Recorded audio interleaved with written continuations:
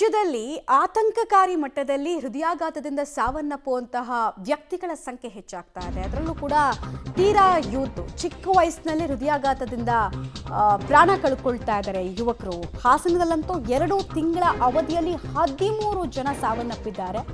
ಯುವಕರ ಹಠಾತ್ ಸಾವಿನ ಬಗ್ಗೆ ಸರ್ಕಾರ ಈಗ ತನಿಖೆ ಮಾಡೋದಕ್ಕೆ ಮುಂದಾಗ್ತಾ ಇದೆ. ಸಂಶೋಧಕರು, ತಜ್ಞರು, ವಿಜ್ಞಾನಿಗಳ ಒಂದು ಎಕ್ಸ್ಪರ್ಟೈಸ್ ತಂಡವನ್ನ ರಚನೆ ಮಾಡಲಾಗಿದೆ. ಕೊರೋನಾ ಲಸಿಕೆಯಿಂದ ಹೃದಯಾಘಾತ ಆಗಿಲ್ಲ ಎಂಬ ವರದಿ ದೃಢ ಆಗಿದೆ. ಅಂದ್ರೆ ವ್ಯಾಕ್ಸಿನ್ಗೂ ಇದಕ್ಕೂ ಕಾರಣ ಇಲ್ಲ ಅಂತ.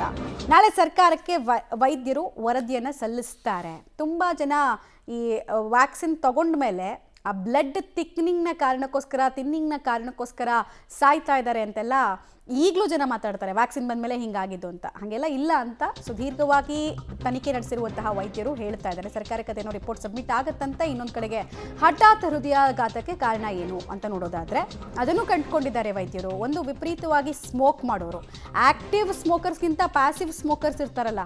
ಈಗ ಒಬ್ಬ ಸಿಗರೆಟ್ ಸೇರ್ತಾ ಇದ್ರೆ 3 ಜನ ಅಲ್ಲಿ ಮಾತಾಡ್ಕೊಂಡು ನಿಂತಿರ್ತಾರಲ್ಲ, ಅವರೆಲ್ಲರಿಗೂ ಕೂಡ ಅದು ಎಫೆಕ್ಟ್ ಆಗುತ್ತೆ. ಈ ಕಾರಣಕ್ಕೂ ಕೂಡ ಹೃದಯಾಘಾತ ಆಗ್ತಾ ಇದೆಯಂತೆ. ಹಾಗೆ ಕುಟುಂಬದಲ್ಲಿನ ವಂಶಾವಳಿ ಕಾಯಿಲೆಗಳು, DNA ಮುಖಾಂತರ ಕೂಡ, ಕೆಲವರಿಗೆ ಜೀನ್ ಮುಖಾಂತರ ಕೂಡ ಈ ಸಮಸ್ಯೆ ಉಲ್ಬಣಿಸ್ತಾ ಇರೋದು ಕಂಡು ಬರ್ತಾ ಇದೆ.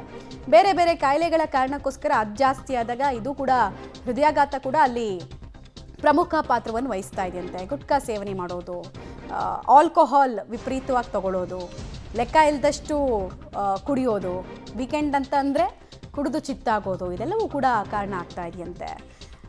ಇದ್ರ ಜೊತೆಗೆ ಪ್ರಾಸೆಸ್ಡ್ ಫುಡ್ಡನ್ನು ತಿನ್ನೋದು, ಅಂದರೆ ಈ ಚಪಾತಿನೂ ಕೂಡ ಹಿಟ್ಟು ಕಲಿಸೋದಕ್ಕೆ ಟೈಮ್ ಆಗುತ್ತೆ ಅಂತ ರೆಡಿಮೇಡ್ ಚಪಾತಿನ ಬಂದು ಸುಡೋದು, ಈ ಥರ ಪ್ರಾಸೆಸ್ಡ್ ಫುಡ್ ಶಾರ್ಟ್ಕಟ್ಟಲ್ಲಿ. ಬೆಳ್ಳುಳ್ಳಿ ಆಲ್ರೆಡಿ ಬಿಚ್ಚಿರುವಂತಹ ಬೆಳ್ಳುಳ್ಳಿ ಇರುತ್ತೆ ಅಂತ ಮಾಲ್ಗಳಿಗೆ ಹೋದಾಗ ನೋಡೋದು, ಅದನ್ನು ಬಿಚ್ಚೋದಕ್ಕೂ ಟೈಮ್ ಆಗುತ್ತಲ್ಲ, ಆ ಥರ ಪ್ರಾಸೆಸ್ಡ್ ಫುಡ್ಡನ್ನು ತೊಗೊಳ್ಳೋದು, ಜಂಕ್ ಫುಡ್ಡನ್ನು ತೊಗೊಳ್ಳೋದು, ಇದೆಲ್ಲವೂ ಕೂಡ ಲೈಫ್ ಸ್ಟೈಲ್ ಮೇಲೆ ಪರಿಣಾಮ ಬೀರ್ತಾ ಇದೆ. ದೀರ್ಘಕಾಲದ ಸಮಸ್ಯೆಗಳಿಗೆ ಜನ ತುತ್ತಾಗ್ತಾ ಇದ್ದಾರೆ ಅಂತ ರಿಪೋರ್ಟ್ ಹೇಳ್ತಾ ಇದೆ. ಹಾಗೆ ಹಿಂದಿನಿಂದಲೂ ಕೂಡ ಧೂಮಪಾನ, ಮದ್ಯಪಾನ ಮಾಡೋದು ಆರೋಗ್ಯಕ್ಕೆ ಅಪಾಯಕಾರ, ಹಾನಿಕಾರಕ ಅಂತ ಎಲ್ಲ ಕಡೆ ನಾವು ನೋಡ್ತೀವಿ ಅಷ್ಟೇ, ತಿಳ್ಕೊಳ್ಳಲ್ಲ.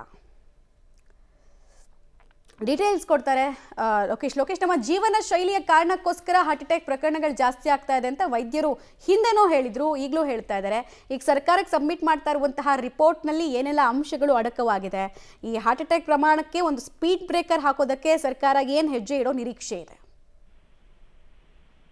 ಮಮತಾ, ಈಗ ವೈದ್ಯರ ವರದಿಯನ್ನ ಆಧರಿಸಿ ಸರ್ಕಾರ ಯಾವ ರೀತಿ ಕ್ರಮವನ್ನು ವಹಿಸುತ್ತೆ ಅನ್ನುವಂಥದ್ದು ಕಾದ್ ನೋಡ್ಬೇಕು. ಆದ್ರೆ ಸದ್ಯಕ್ಕೆ ಯುವಕರ ಹಠಾತ್ ಹೃದಯಾಘಾತದಿಂದ ಸಾವನ್ನಪ್ತಾ ಇರೋ ಬಗ್ಗೆ ತನಿಖೆ ಮಾಡಿ ಅಂತೇಳಿ ಮುಖ್ಯಮಂತ್ರಿಗಳೇನೆ ಮುಖ್ಯ ಕಾರ್ಯದರ್ಶಿ ಅವರಿಗೆ ಸೂಚನೆ ಕೊಟ್ಟಿದ್ರು. ಸೂಚನೆ ಬಳಿಕ 10 ವೈದ್ಯರ ತಂಡವನ್ನ ರಚನೆ ಮಾಡಿ ಸುಮಾರು 4 ತಿಂಗಳ ಕಾಲ ತನಿಖೆಯನ್ನ ಮಾಡಿದರೆ 250 ಅಂದ್ರೆ 18 ರಿಂದ 40 ವರ್ಷ ವಯಸ್ಸಿನ ಒಳಗಿನವರ 250 ಮಂದಿಯನ್ನ ತನಿಖೆಗೆ ಒಳಪಡಿಸಿದ ಸಂದರ್ಭದಲ್ಲಿ ಅವ್ರ್ಯಾರು ಕೂಡ ಕೋವಿಡ್ ಲಸಿಕೆ ತೆಗೆದುಕೊಂಡು ಸಾವನ್ನಪ್ಪಿಲ್ಲ. ಬದಲಾಗಿ ಅವರ ಜೀವನ ಶೈಲಿ, ಅವರು ಅಳವಡಿಸಿಕೊಂಡಂತ ಪದ್ಧತಿಯಿಂದಾಗಿ ಸಾವನ್ನಪ್ಪಿದ್ದಾರೆ.